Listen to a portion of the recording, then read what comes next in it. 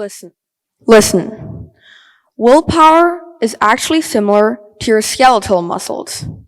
You can train them, which makes them stronger, but you can also overwork them, forcing them to back down for a while before they can start working again. Willpower is the same. And no, I am not being that bunny from Zootopia saying that you can be anything, because that is not true, and I know that. However, you can become better at something you can already do. Everyone has some sort of willpower, and you can train it. Take a look at this study conducted at the Swedish Lund University. Two balanced groups of students, both in a nutrition-depleted state, entered a room. The room contained a round table which had two plates on it. One was filled with fresh cookies, the other with radishes.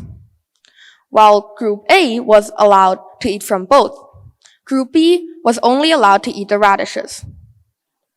Then, both groups were left in the room for 30 minutes, alone, besides a sneaky camera.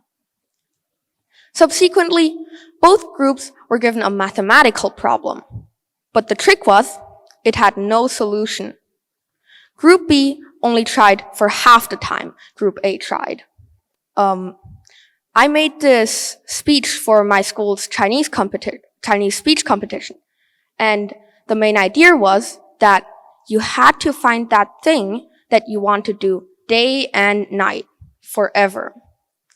But in that speech, I talked about how you needed to get good at something to find the real joy in it. Essentially, you needed willpower to find that thing of yours. The reason I came up with that is because I had recently had a turning point in my tennis mentality. Instead of dreading every single lesson, wishing that it would rain, I wanted to play tennis. I was keen to hit the ball over the net in that satisfying way.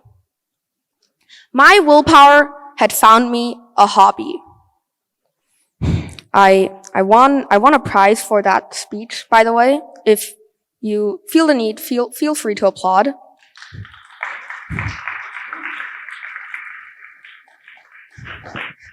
Anyway, moving on. That wasn't all.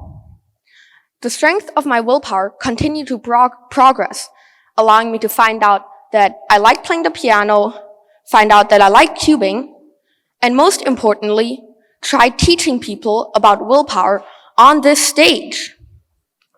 Meanwhile, 27% of the annual American Stress Survey report find that their low willpower is causing stress. So, in case you haven't realized it yet, you should train your willpower.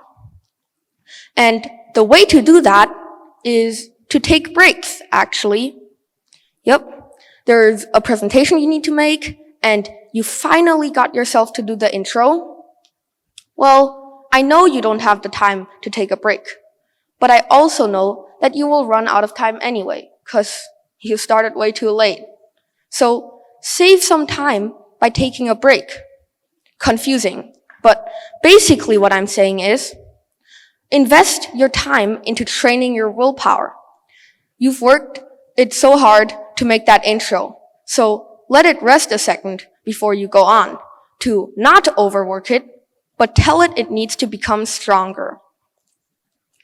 When you're supposed to finish the break, you're probably not going to start working on your own again.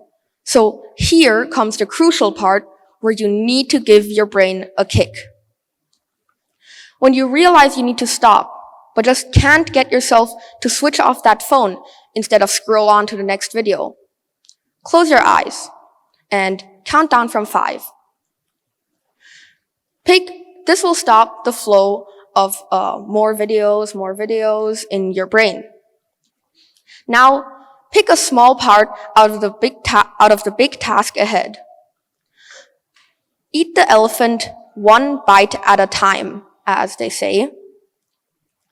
Remind yourself that after you finish that tiny task, you can go on with whatever. Nice one. You have stepped into your trap. The thing is that after you started working, you have an 80% chance to just go on and finish the work, or at least a considerable amount of it. The advantages of willpower are not only meeting deadlines. The real deal is that you will essentially cause your routine to catch up because the pile of important and urgent things turns into a pile of important but not so urgent things. You will always be ahead of the schedule. Imagine that. Think about it, and thanks for listening.